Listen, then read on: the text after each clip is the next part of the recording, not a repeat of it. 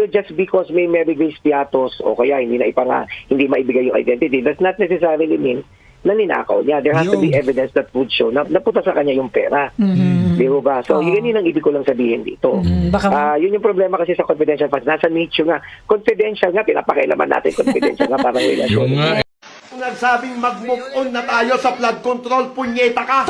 Nasasabi mo yan dahil mali-malita ang tinanggap mong pera. Tingnan mo ang sitwasyon namin ngayon dito.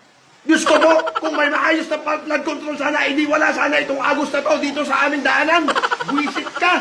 Mag-move on! Ikaw na mag-move on! Bago tayo mag-umpisa, baka pwede nyong i-like ang video na to. Malaking bagay ang like sa aming mga content creators. Maraming salamat po.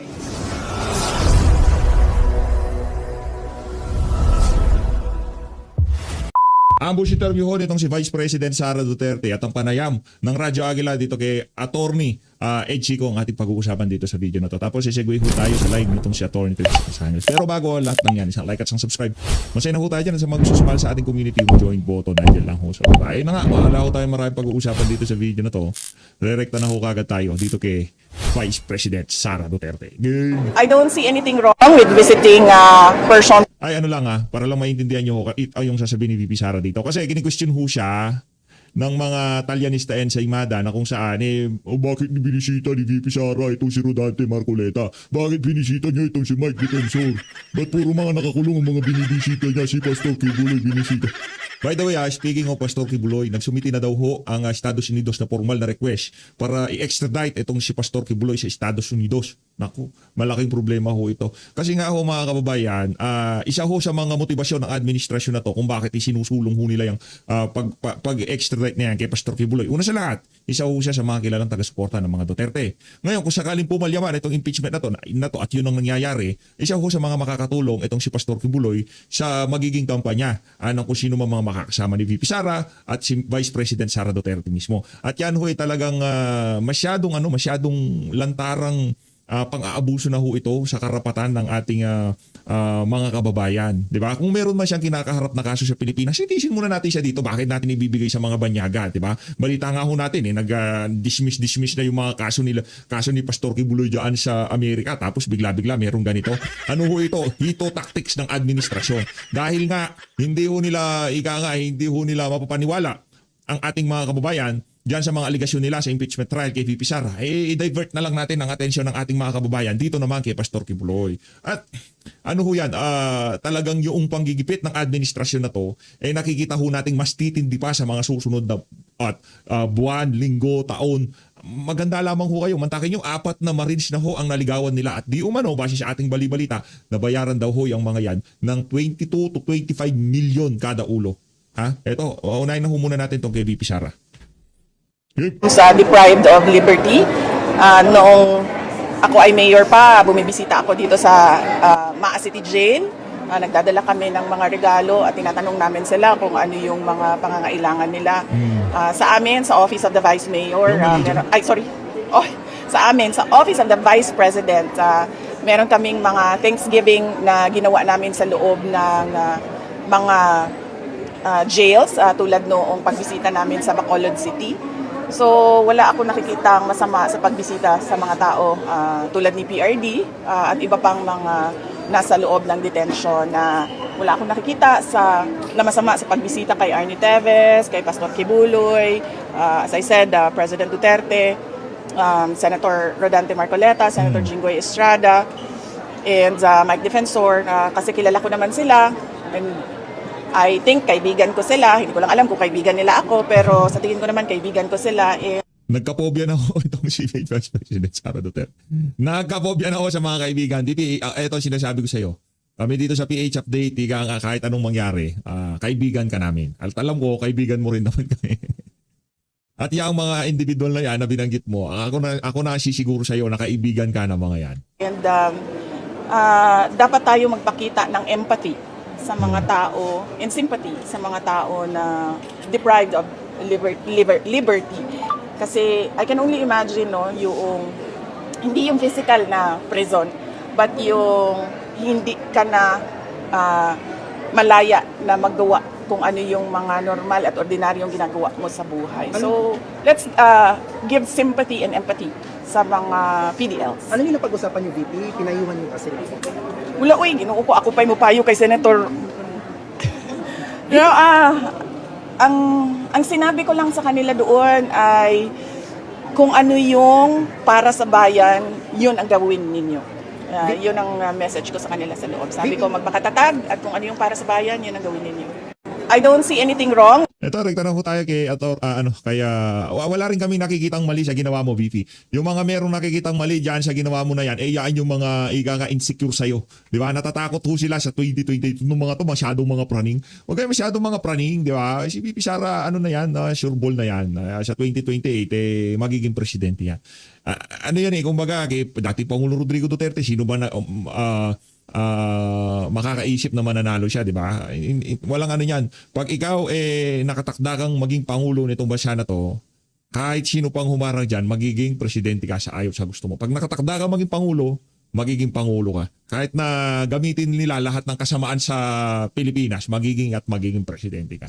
Huwag ka lang gugurgurin, BP. At alam ko, hindi mangyayari yan. Di ba? Patuloy ho natin palalangin ang ating bansa na sa lalong madaling panahon, mailagay ho ito sa tamang landas. Na kung saan, ngayong mga panahon na to, kailangan ho natin yan. Rektaho tayo dito kay Atty. Harold Chico. Pinag-usapan ho nila dito kung irregular man yan, hindi ibig sabihin napunta sa bulsa ni VP Ed Chico. Atty. Ed, kaya maraming nagagalit sa iyo di ba? Yung mga statement mo na ganyan. Hindi, yun kasi realidad. Di ba? Yun talaga, kung sakaling meron mang ginawang kabalastugan dyan sa mga pondo na yun, hindi automatiko si VP Sara may kasalanan.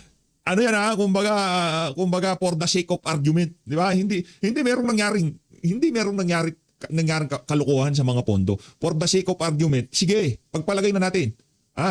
Na merong kabalastugan na nangyari, pero hindi automatiko. Na si VP Sara kagad ang may kagagawa, may binulsa niya yan. Ito si Atty. Eduardo. Ano ba yung take mo ngayon sa mga witness na mga nasa palig ng prosecution? Oo nga. May Well, yung mga witnesses sa panig ng prosecution kasi siyempre sila po yung mga nag-evaluate o nag-audit, hindi ba? Itong paggamit ng confidential funds. Ipaliwanag natin para maintindihan ng taong bayan. Ang confidential funds po, just like any other public funds, kailangan po naliliquidate kasi. So para maliquidate yan, ang purpose of course is to, kumbaga is to make sure that it is spent in accordance with the purpose for which it is earmarked to begin with. Yes. So dapat lahat yan ay mapunta talaga sa publiko na ayon doon sa purpose niya. Ngayon sa pag-i-evaluate nila, syempre magsusumiti ka ng mga dokumento, yung mga resibo, mga invoices, vouchers, di ba, na yung proof na kung paano mo ginasta. Yes. O kapag hindi satisfied ang COA, mag-i-issue siya na tinatawag na audit on memorandum given the agency 15 days within which to rectify the error o kung may mga deficient na documents isabit mo. Ngayon kapag hindi sila satisfied pa rin, so nag-resulta yan sa notice of suspension. So sinususpinde yung pag-release ng pera kasi nga tingin nila hindi nagiging maayos ang paggastos. O subsequently, it can result into notice of disallowance. Ano yung notice of disallowance? Ibig sabihin, nagdesisyon na ang COA, final na yon as far as they are concerned, na irregular yung transaction. Ibig sabihin ng irregular, excuse me po, hindi mo napatunayan kung paano mo ginasta. Okay. Di ba? So, it is an administrative proceeding under the law. Ang mangyayari, ibabalik mo yung pera na hindi mo napatunayan kung paano mo ginastos. Pero ito ang malaking tanong dito sa batas. Kapag ka ba na-issue ka ng notice of disallowance, meaning irregular ang transaction, ibig ba sabihin yan, napunta yan sa bulsa noong ahensya o in this case sa bulsa halimbawa ni Sara Duterte, hindi ba? Opo. So that's an interesting question po. May kaso tayo, Supreme Court decision to, it's a 2016 case, Yes. Macapagal Arroyo versus People, na kung saan sinabi ng Korte Suprema na just because disbursement appears to be irregular or even just because the disbursement is outright irregular does not necessarily mean it results into plunder or any violation of the Graft and Corrupt Practices Act. Hindi ibig sabihin napunta sa bulsa niya because there has to be proof of payment. So sa tingin ko lang yung prosecution, they would not actually be able to present any witness or any evidence na magpapakita na bulsa ni Vice President yung pera. The most that they can do is show irregularity in the conduct of the in the conduct of the tawag po dito, of the evaluation of the audit. So on that basis, sasabihin nila, ayan, nakita nyo, talagang hindi maipaliwanag kung saan napunta ang pera, na-scam tayo, di ba? Nabudol tayo. Nabudol tayo. Actually, sa tunay na korte, hindi mo pwedeng gawin yun kasi conclusion yun eh. Ang nagbibigay ng conclusion yung judge, hindi yung lawyer. Pero bakit nila ginawa yun? The way I see it, that's the most damaging evidence that they could present. Hindi ko makita kung may makukuha silang witness na magsasabing denunsa ni Sara eh. Oo So nga. I doubt it. So kaya i-heart nila yun doon. At sasabihin nila, impeachment lang ito, we should not be very, very technical. At ang importante rito, dapat mapagkatiwalaan si Sara Duterte, itong confidential fund. Una-una, laki-laki. Ba't siya nagka-confidential fund? Diba? Pangalawa, hindi niya maipaliwanag kung paano nagastos. So, i-heart nila yon. And the part of the defense naman, syempre, expectedly, they'll be very, very technical about it. So, bubusisiin nila isa-isa. Sasabihin nila, hindi porket irregular yan. Assuming irregular, sasabihin nila, irregular nga yan, pero hindi pa tapos yung notice of disallowance issue, nasa Supreme Court pa yan, hindi pa yan talaga pinal. They can say stuff like that. Or, they can even say stuff like, dapat we should be very, very technical. Kung irregular man yan, hindi ibig sabihin na punta sa bulsa ni Vice President. That is an erroneous conclusion. Yung mga ganon, di ba? Kasi hindi ko din alam kung kaya na depensa ipakita yung kung sino si Mary Grace Piatos. Kung kaya nilang mapakita yon, kung mapapakita nila yon, for purpose of the impeachment, that would seal the deal. Kasi sa totoo lang, ang daming issue ng confidential fund kung paano nagastos. Yun Pero nga interest lang talaga ng taong bayan na tumatak sa kanila yung Mary Grace Piatos. Hindi ba si doon Andy tayo. Lim na baka Sige, Ganun attorney. po. Attorney, doon tayo sa binabanggit yung sa confidential fund na yan. Lahat naman may confidential fund ang ilang mga opisyal ng ating gobyerno. Tama po ba? Meron din naman po yung iba, like yung Office of the President. Kaya siyempre wala siyang magagawa. Siya kasi yung Nakasala. siya kasi yung iniimbestigahan ngayon. And take note, Opo. hindi po bihira na nagkakaroon ng notice of disallowance sa COA. Alam mo ba, sa halos isang taon, like I remember in 2021, Di ba? Naanan lang ako, bigla akong meron nakitang, maputol kita, Atty. Chico, ha? Yung 2021, huwag nyo kalimutan, 2021 tayo. Meron lang ako nakitang post. Isipin nyo na lang, weekend, lalabas yung request daw ng Amerika para sa extradition ni Pastor Kibuloy. Para saan? Dahil may bagyo? Dahil lulupog na naman? Lulupog na naman! Marami na namang malulunod na mga ari-arian. O so, tabunan na lang natin yung issue ni Pastor Kibuloy. Gano'n. Weekend, may bagyo. All of a sudden, request America, Pastor Kibuloy, extradite. Gano'n. Gumawa kayo ng solusyon para hindi yung mga ganitong desperadong hito moves ang ginagawa nyo pagka magwi-weekend na merong ulan. Kayo dyan sa administrasyon. Basta na eh. Diba? Yung strategiya nila. Nung last weekend, ano yung issue nila? Loren Legarda, Leandro Leviste. Ngayon, iba na. 4 na Marines. Leandro Leviste lumabas ng bansa. Para saan? Para imbis na maging okupado itong mga mainstream media na to sa mga nangyayaring baha sa iba't ibang bahagi ng Metro Manila at mga karating lugar na sa NCR. Saan tayo nakatutok? Extradition ni Pastor Kibuloy? Di ko sinasabing hindi importante. Ang sinasabi ko, masyadong halata pagtatakip sa kawalang aksyon ng administrasyon na to sa mga problema natin sa panahong kasulukuyan. Pasensya na ato, Edward. Kailangan ko lang ilabas yun kasi pagka hindi ko na ilabas yun, baka, di ba, mas maigi ng gano'n, lalabas na kagad. dapat na libo ang notices of disallowance na na-issue ng COA. So, ibig sabihin, baka iniisip nila si Vice President lang yung na-i-issue ng notice of disallowance. Napakadami po. Halos lahat ng ahensya mula apari hanggang ulo. Hindi nila maipaliwanag ng maayos kung paano nila naigastos yung mga pampublikong pondo. Kaya na-issue sila ng notices of disallowance. Yun nga po, attorney. I just want to clarify that. Opo. Because it gives this illusion na parang it's something that is unique to her. Hindi naman. Sa totoo lang, it is something that is a common occurrence sa COA. Yung binabanggit na confidential fund kasi, kaya nagku-curious ang marami nating mga kabayan. Ano ba yung mga nakaloob dyan sa confidential fund na yan? Of course, alam natin, sikreto, hindi maaring ilantad. Pero sa nangyayaring impeachment trial, parang nakikinita natin kung ano yung, o saan nagamit at paggagamitan itong mga confidential fund na ito, Attorney Chica. Well, ang unang-una ho kasing paliwanag po dyan, kung na-issuean man ng confidential fund si Sara Duterte, siguro for the purpose of propriety, sabihin natin hindi tama, ikaw naman ay Vice President. Yan, di ba? But may issue ka ng confidential fund. But the release of the confidential fund is not illegal. Just because an amount was released to her, that's not necessarily mean it's wrong. Di ba? Again, sa usapin ng propriedad, pwede mong sabihin, kakailanganin mo dyan, Office of the Vice President ka. Apo. Yung mga sinundan mo, hindi naman masyadong malaki. Pero linawin ko lang, just because na-issuean siya, walang mali doon. Kaya lang, legally, wala. Kaya lang, syempre, kung prosecution ka, papalabasin mo, o nakakaduda, bakit siya kumuha ng confidential fund, tapos hindi niya maipaliwanag. Siguro ginastos niya, hindi ba? So that's number 1. Number 2, ang confidential fund kasi govern niya ng Joint Circular number 15 1, hindi ba? Or 01. So yung Joint Circular na yun basically talks about how confidential funds should be disbursed, tsaka ano yung mga requirements. Sa totoo lang, as far as I know, lahat ng mga documents niya, naka-sealed envelope yan kasi confidential fund nga yan. Tapos, yan ay isinusumite mo sa COA. Hindi ba? For the most part, hindi masyadong issue yung confidential fund. May mga pondo na hindi masyadong ginagalaw ng COA. Hindi ba? Kasama yan confidential fund na yan. At sa totoo lang, kung bubuksan mo din yung confidential funds ng iba, I would assume you would also see certain irregularities. Kasi nga, itong confidential funds, mas maluwag ang COA kumpara sa ibang pampublikong pondo na nililiquidate. So kaya ang daming gray areas. Hindi ba? So kaya ang defense na sasabihin nila, there may be certain irregularities but that's because of the nature of the confidential funds, and then sasabihin nila sa joint circular naman. Yung mga ganon, di ba? Kasi ang kailangan gawin talaga ng Kongreso right now, I think is to come up with a law on that. Siguro it's about time na busisiin kung saan gagamitin yung confidential funds, sino pwedeng bigyan, at magkaroon ng mas malinaw at mas malawakang detalye ng proseso ng pagliliquidate nito. Okay, doon lang tayo sa mga pagbibigay ng alias. Di ba pinaka-common na mataga ginagawa to na mag-alias ka sa...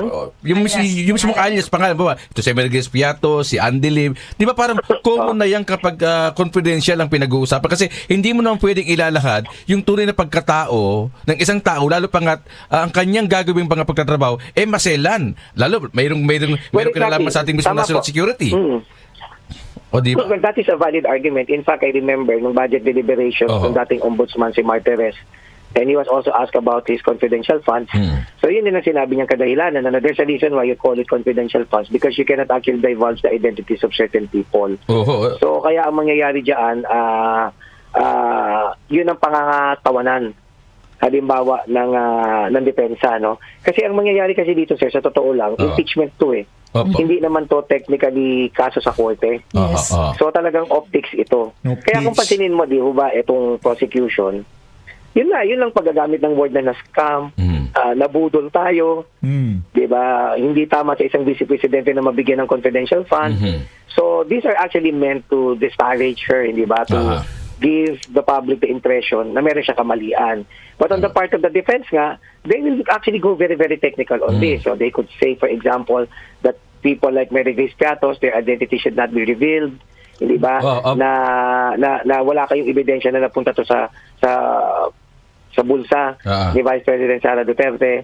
Pwede din nilang gamitin ang argumento na in fact, di ba, nakita nyo, pinambili ng mga silya, pinanggamit ng ayuda, pinambili ng mga gamot para sa mga lugar na may kung saan meron tayong mga counter-insurgency operations, di ba? So dun, at the end of the day, it will really all boil down into that, sir. So kaya ang mangyayari dito, magbibilangan talaga yung mga senator judges. Yung senator judge na gusto nilang i-convict, syempre may mga gigil na i-convict na dyan. Halimbawa, sila Lisa Ontiveros, alam nga namang i-acquit niya yan. Diba? Break mo muna, attorney. Break muna, panalo na si Alex. Panalo na ba? Oo. Nakakainis naman kayo dahil tinawagan niyo ako. Balik tayo sa pinag-uusapan natin. Balik tayo. I would expect the prosecution not to go very, very technical on this.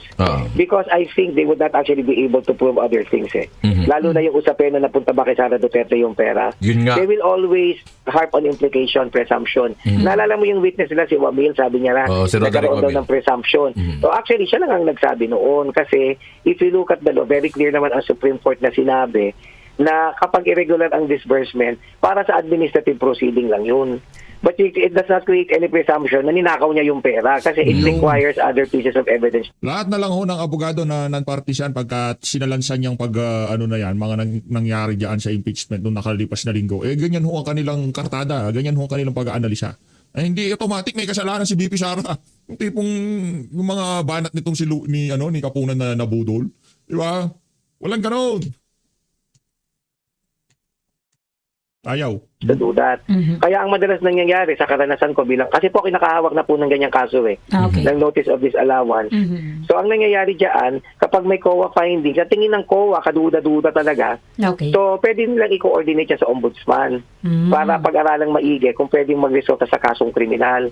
Pero pag sinabing kaduda-duda, may makikita talaga sila doon at may mga ebidensyang may papakita. Pero just because irregular, it doesn't create any presumption. Medyo mali yung si Wamil doon, pero syempre, hindi mo naman siya masisisi kasi siya ay testigo ng prosecution. Mhm. So pati dun sa assessment po ninyo, sa itong 3 araw, sa linggo ito, anong Lunes, Martes, Merkules, anong assessment po ninyo? Napatunayan ba na may mga paggastos doon sa pondo na nailaan sa tanggapan ng Vice Presidente, Attorney?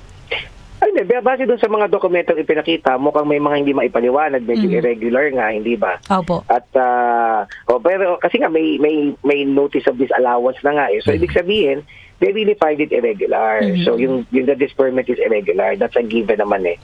Ang magiging tanong lang talaga dito, saan ba talaga nagastos? Kasi just because it's irregular does not necessarily mean for the purpose of the impeachment na, as I said, ninakaw niya yan, or does not necessarily mean na hindi nakatulong yung paggastos. Kasi they would not go very, very technical on that. Sasabihin ng depensa, binigay nga natin to sa counter-insurgency measure natin, nagbigay pa nga tayo ng mga gamot. Yung mga ganon, di ba? Okay. So that's how you would actually view it. Tapos, sasabihin din ng depensa, and this is also true, it would also work for them, although may notice of disallowance, final na yan as far as the COA is concerned. Okay. Pero pwedeng i-subject yan ng review ng Supreme Court. So until the Supreme Court makes a pronouncement that becomes final, so hindi mo pa rin pwedeng sabihin na right now.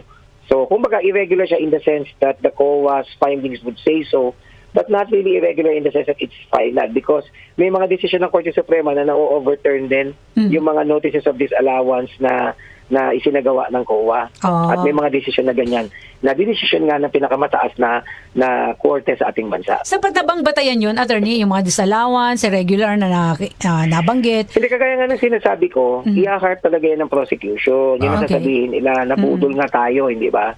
Pero syempre, sasabihin man ng depensa, hindi yan ang sinasabi ng batas. Sasabi ng Korte Suprema, hindi porket irregular. Ibig sabihin, nabudol tayo. Hindi ibig sabihin na kinabang siya. Yes. Hindi ba? Lalo pa kasi sa totoo lang, ang nature kasi ng confidential funds, ang tingin ko lang kung pabubuksan mo lahat ng confidential funds ng mga ahensya, kasi nga siya mas relax yung rules dyan kumpara halimbawa sa ordinaryong pondo. Yun tama Kasi nga confidential eh. Halimbawa, tama ka, ordinaryong relax pondo, nga. hindi ka pwedeng maglagay ng pangalan ng Mary Gay Piatos. Dapat yung totoong tao ilalagay mo. O di sa confidential funds. Kaya sa totoo lang, malaki naman talaga yung posibilidad na kukurap yung pera dyan. Hindi ba? Kasi nga, mas maluwag ang batas dyan eh. Di ba? Kaya lang, kung mag-specify ka ng kaso, hindi mo pwede sabihin ninakaw. Yan lang yung point. Kasi dapat may pruweba ka. Yes, Hindi ba? Kaya ang remedy dito, di ba kuwin mo yung batas? Hindi ba? Ayusin mo siyang maigi. Pero just because may Mary Grace Piatos o kaya hindi maibigay yung identity, does not necessarily mean na ninakaw niya. There has to be evidence that would show na napunta sa kanya yung pera. Di ba? So, yun ang ibig ko lang sabihin dito. Yun yung problema kasi sa confidential funds. Nasa nicho nga. Confidential nga, pinapakailaman natin confidential nga parang relasyon. Yung nga dapat nga tahimik tayo ng confidential nga. Baka kung meron silang ibang ginagawa para sa seguridad natin Gusto ba lang may bulgar yung ating national security rito? Kaya nga yan yung gray area talaga dyan. Pero syempre, naiintindihan ko din naman yung prosecution dahil na kung ito ay naging issue, dapat din talagang sagutin ni Vice President, lalo pat ito ay nakahain na sa impeachment court. Okay, isa lang sa akin, Lai. Yung pong nakalipas, yung pong grave threat, sino pong nakapuntos doon? Para lang sa'yo, on your point of view, napatunayan ba yun ng prosecution? Yung grave threat kasi, hindi pa natin malalaman kung sino nakapuntos kasi inaantay ko yung depensa, no? Kasi sa totoo lang, ang nature ng grave threat kasi, if you look at the decisions of the Supreme Court, although hindi naman grave threat yung pinaka-issue dito, again, sasabihin na naman ng prosecution, wag maging technical. But if you were to be very, very technical about it, ang grave threat kasi, kinakailangan isang elemento niyan, yung tinatawag na mens rea. Yung mens rea, yung motivation mo, yung intent mo na talagang manakot at tiyakin na siniseryoso ng kalaban mo yung pananakot mo. So may isang kaso sa Korte Suprema, galit na galit siya ay nagsalita ng isang bagay that would amount to grave threat. Sabi ng Korte Suprema, hindi grave threat, that is understandable. So I would assume the defense would really have to present evidence that would show na the Vice President doesn't mean it, na talagang naipit lang siya ng gusto at he was so perplexed, he was so frustrated, di mga gano'n, medyo nagagalit na siya. So that's how I would see it. Attorney, last point, eto na lang. Anong take po ninyo doon naman sa issue na ibinasura ng Supreme Court yung petition para dito sa impeachment proceedings? So tingin ko that is expected kasi alam mo, more demanding concern than mere technicalities would be to see to it that justice is served, hindi ba? So hindi naman natin sinasabing guilty o hindi guilty si Sara Duterte sa impeachment. Pero dahil andiyan na yan, it would leave a bad taste in the mouth kung hindi nila ipagpapatuloy. So I think the court liberally construe it in favor of upholding the impeachment proceeding because public office is public trust nga. So, pero hindi naman sinasabi ng Korte Suprema na just because dinala yung petition, hindi ibig sabihin guilty siya. Sinasabi lang, importante magpatuloy ito. Kasi nasimulan na. Actually, day 30 na tayo. Alam mo, attorney, may request kami sa iyo Pwede ba minsan dumalo ka dito Opo. sa estasyon para nang makasama ka namin ng live? Oo nga, attorney. Ama naming Diyos na makapangyarihan sa lahat, salamat po sa iyong pagmamahal na hindi nagmamaliw. Sa gitna ng kaguluhan sa aming bansa, turuan niyo po kaming magtiwala sa iyong hustisya at hindi sa hustisya ng tao. Linisin niyo po ang aming mga puso at ituro niyo po ang tamang daan ng katotohanan at pag-ibig. Tulungan niyo po kaming maging ilaw sa gitna ng dilim at ipakita sa mundo na may pag-asa pa sa pangalan ng aming Panginoon Hesus. Salamat po sa pag-ibig po ninyo at salamat sa pagdinig ng aming mga panalangin at iligtas niyo po kami. Sa pangalawa po ninyong pagparito at patawarin po kami sa lahat ng aming mga pagkukulang at pagkakasala sapagkat ito po ang aming samot hiling sa matamis na pangalan ng aming Panginoon Hesus. Amen. Sa lumang silid, mag-isa kang tahimik. Walang kamera, palakpak ay wala na. Ngunit sa bawat pader ng bayang iniwan mo, may pangalan mong di na mabubura.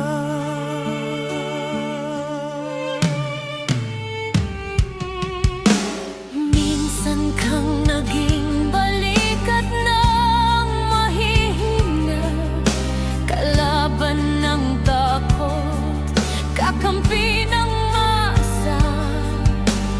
Di mo man laging nasabi ang tama, pinili mong ipaglaban ang madla. Hindi ka sakdal gaya naming lahat, pero tumindi ka nang walang pag-atras. At ngayong pagod ka na, tatay, kami naman ang sasalo ng bawat bigat.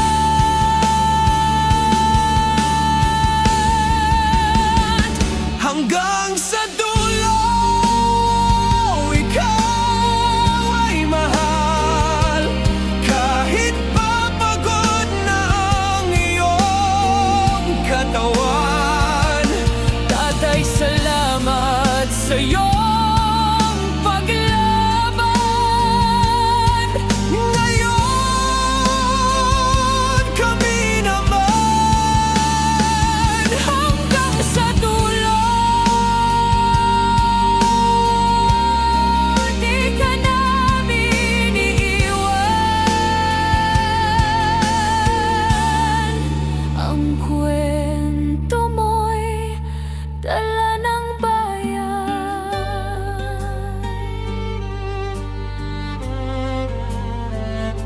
Tahimik ka na sa mga batikos, wala nang tugon, wala nang galit, pero sa mata ng mga maralita, naroon pa rin ang tapat mong alaala. Marami mang di nakaintindi, marami pa rin ang di nakakalimot.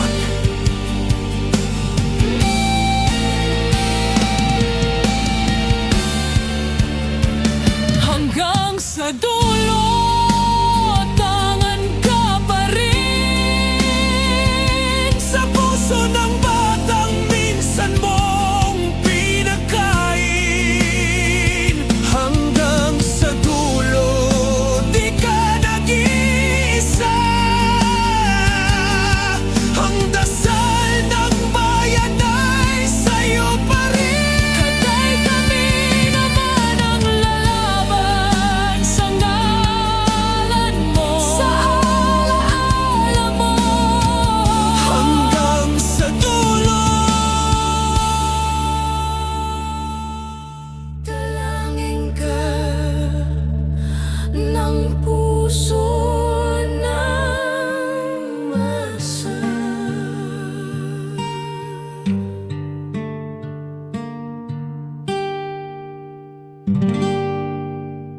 At yun na nga mga kababayan, ano na ang masasabi mo? Kung mayroon kayong hinaing at komento patungkol sa balitang ito, please comment down below. Pag-uusapan natin yan sa comment section. At kung nagustuhan nyo ang video, ay huwag kalimutang mag-like at i-share na din para mas marami pang makaalam at umabot ito sa marami sa ating mga kababayan. Maraming salamat po. Mabuti pa ang sardinas, may label. Eh tayo, wala. Oo nga pala. Nay, ito na yung bayad ko sa isa, ano? O, kunin mo yung isa. Isa muna, iyan, no? Tapos, isa pa, di ba? 4 dapat na sardinas, eh. O, yan. 3 na. Pang-4 na sardinas. O, okay na.